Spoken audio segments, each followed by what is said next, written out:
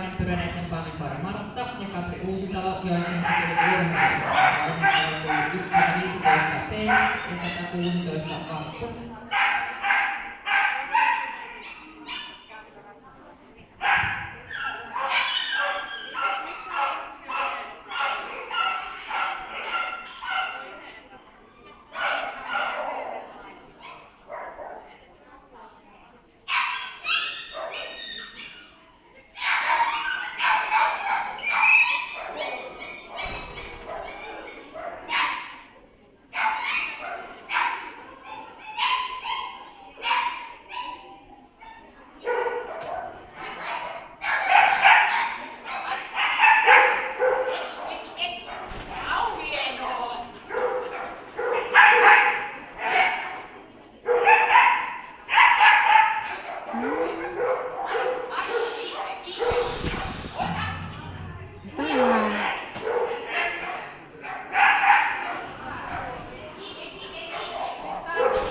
Oi Samperi!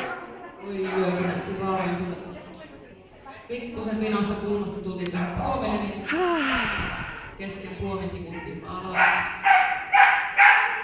Onneksi ei tämän koiralle pitänyt käydä. Otettiin uudestaan vauhtia tuolta putkesta, joten tällä kertaa hylätty tulos, mutta hienoa rakaa on tehnyt tänään kyllä Martta.